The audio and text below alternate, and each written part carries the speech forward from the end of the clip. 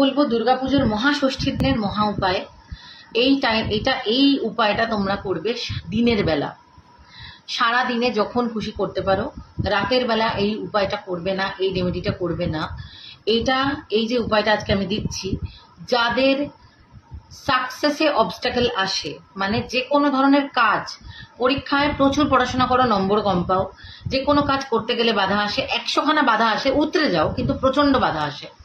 এবং তার সাথে যাদের এই প্রবলেমটা আছে যে বারবার রোগে ভুগছো, বারবার কোনো না কোনো অসুখ হচ্ছে, এবং এটা যদি নিজে মারা তার সন্তানের জন্য করতে পারে, কিন্তু স্বামীর জন্য ওয়াইফ না করবে না।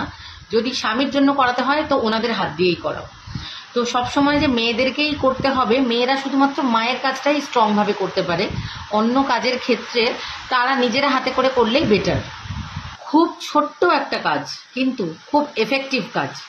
সেটা হলো তোমাদেরকে একটু আখের রস জোগাড় করতে হবে। আখের রস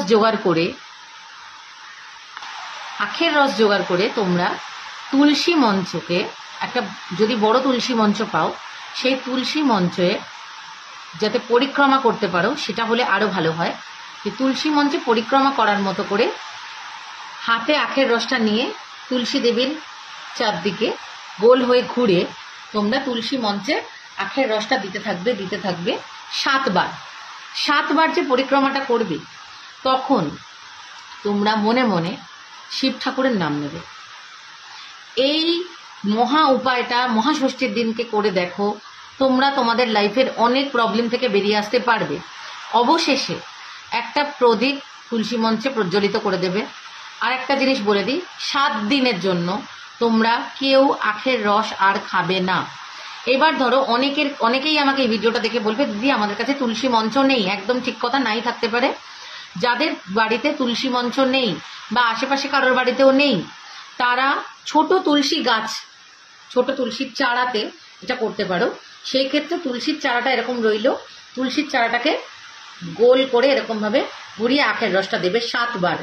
নিজের নাম গোত্র বলে ওম নমঃ শিবায় চ্যান্ট করবে। করে দেখো তোমরা কেমন উপকার পাও। এই ক্রিয়াগুলো এই মা দুর্গা থাকাকালীন করলে মা দুর্গার কৃপা ও আশীর্বাদে অনেক তাড়াতাড়ি তোমরা অনেক প্রবলেম থেকে বেরিয়ে আসতে পারবে।